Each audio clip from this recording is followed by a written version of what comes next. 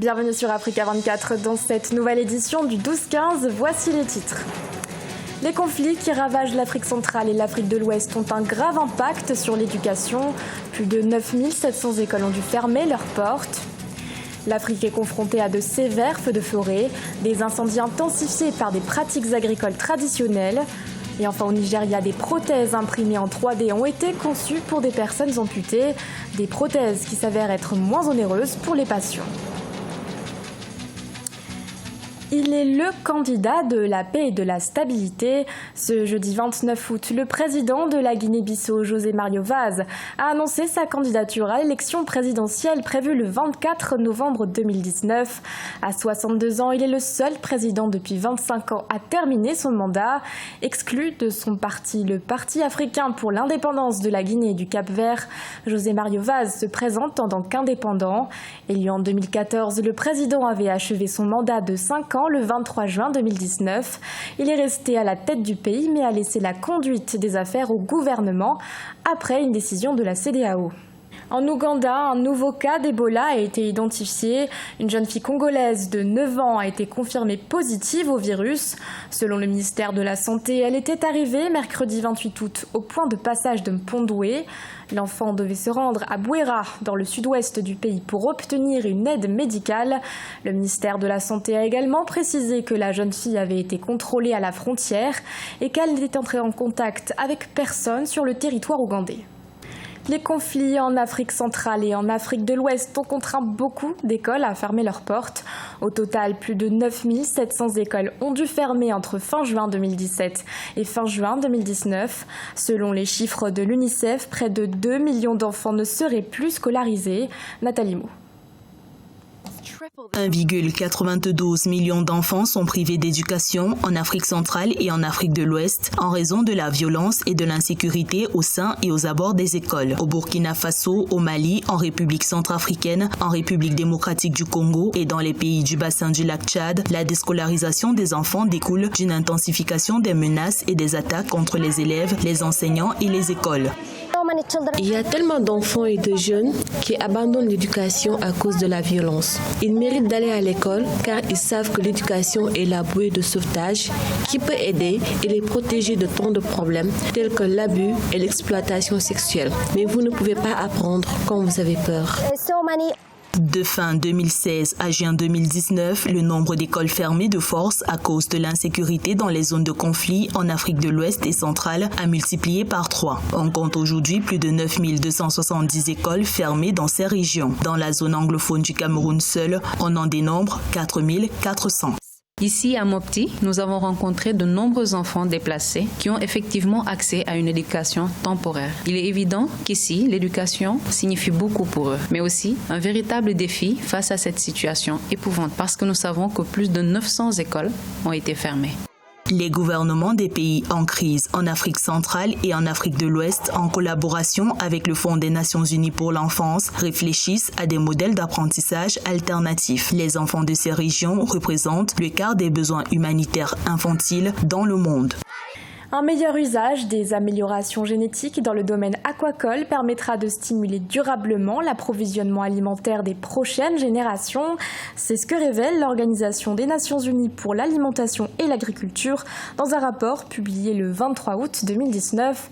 Selon le document, cette amélioration pourrait aussi augmenter la production alimentaire d'ici 10 ans. Les précisions de Amenechi.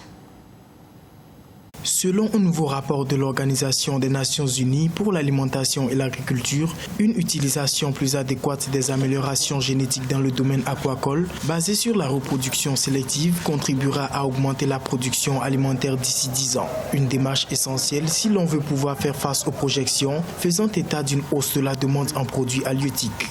Il s'agit essentiellement de développer des espèces qui répondent donc aux besoins de l'heure et de leur donner des capacités de résistance face aux caprices climatiques et aussi aux enjeux environnementaux auxquels la nature fait face. Cette amélioration génétique est jugée nécessaire dans la mesure où l'aquaculture sera en première ligne pour satisfaire la hausse de la demande avec une improbable croissance des captures mondiales. Quand on va se lancer dans cette modification génétique, on va arriver à un niveau où l'agriculteur lambda, le petit agriculteur, va donc dépendre des multinationales qui elles vont modifier les essences de façon à ce que ces essences-là ne soient plus reproductrices. Donc l'agriculteur va devoir toutes les années se référer aux usines de production des espèces. En outre, l'Organisation des Nations Unies pour l'alimentation et l'agriculture appelle à la mise en place de politiques de protection des espèces sauvages de poissons et de programmes multisectoriels associant les ressources génétiques aquatiques à la sécurité alimentaire et nutritionnelle. Alors que les incendies ravagent l'Amazonie, la forêt brûle aussi en Afrique. Selon une carte de la NASA, une immense zone allant du Gabon à l'Angola est touchée par des incendies. Une situation qui a alerté la communauté internationale. Mais si en Amazonie, les feux de forêt sont liés à la sécheresse et au changement climatique, en Afrique, les incendies sont fréquents en cette saison, exacerbés par des pratiques agricoles traditionnelles. Solène Duplessis. Alors que la forêt amazonienne est actuellement ravagée par les feux de forêt, de violents incendies sévissent également dans certaines régions d'Afrique depuis début août. La mission de la NASA a mis en évidence de nombreux départs de feu en Afrique centrale et en Afrique de l'Est. Toutefois, la situation ne serait pas comparable à celle de l'Amazonie. Selon l'Angola, ces feux relativement courants durant cette période annoncent en effet une fin de saison sèche.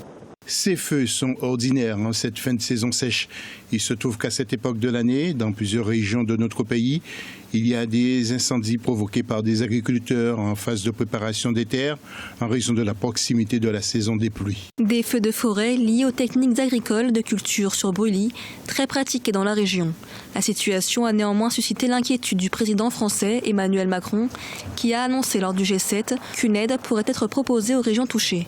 En Afrique, nous avons des zones où la déforestation et des zones où la désertification sont intenses. Et de ce fait, nous avons des environnements assez sinistres et assez vulnérables face aux feux de forêt. Et maintenant, les feux de forêt peuvent être causés de façon naturelle ou artificielle par l'usage de l'homme. Le bassin du Congo est le deuxième poumon de la planète et de ce fait, cela mérite par conséquent d'avoir des initiatives qui puissent non seulement sauvegarder déjà ce poumon vert pour la planète par l'intégration des programmes que ces pays africains ont eux-mêmes mis en place. Selon l'Agence spatiale européenne, 70% des terres brûlées dans le monde seraient situées en Afrique subsaharienne. En 48 heures, la région Afrique centrale aurait enregistré plus de 10 000 incendies, soit près de 7 000 en Angola et 4 000 en République démocratique du Congo. Au Nigeria, de nombreuses personnes amputées ont pu bénéficier de prothèses imprimées en 3D, des prothèses conçues par une équipe de développeurs du Centre humanitaire d'innovation. Avec cette impression en 3D, les coûts de production sont moins importants que ceux des prothèses traditionnelles. Un reportage de notre correspondant Philomène Tine. Cette start-up technologique dans le nord-est du Nigeria est spécialisée dans l'impression des prothèses 3D pour les personnes amputées. Dénommée Centre humanitaire d'innovation, l'entreprise a été créée en 2018 par le gouvernement dans le but d'encourager les passionnés de technologie à trouver des moyens innovants pour résoudre certains problèmes sociaux de la région. Il ne s'agit pas uniquement d'imprimer les membres, mais également d'y ajouter de la robotique pour en améliorer les fonctionnalités. La robotique intègre donc des capteurs dans lesquels le modèle de pensée est conçu et transmis à l'utilisateur. Le laboratoire n'est plus opérationnel depuis plus de 2 mois, mais nous avons quand même pu aider 5 à 6 enfants et un policier qui a également perdu un membre dans l'exercice de ses fonctions. Nous lui avons fourni un membre 3D, ce qui est moins cher. Le nord-est du Nigeria est le théâtre de conflits et d'insécurité depuis plus d'une décennie. Au moment où le groupe Boko Haram continue d'y mener une campagne d'insurrection contre le gouvernement en dehors des affrontements entre agriculteurs et éleveurs nomades qui suscitent de vives inquiétudes. Ce membre a contribué à réduire l'humiliation que je ressentais auparavant. Lorsque je le mets, il recouvre la partie de mon bras qui a été coupée et la plupart des gens ne peuvent faire la différence entre le membre et mon vrai bras. Le Centre humanitaire d'innovation offre autant de fonctionnalités de pointe aux nombreuses victimes ayant perdu un membre à la suite de violences. Ainsi, ces personnes peuvent maintenant mener leur vie avec beaucoup plus de facilité et de dignité.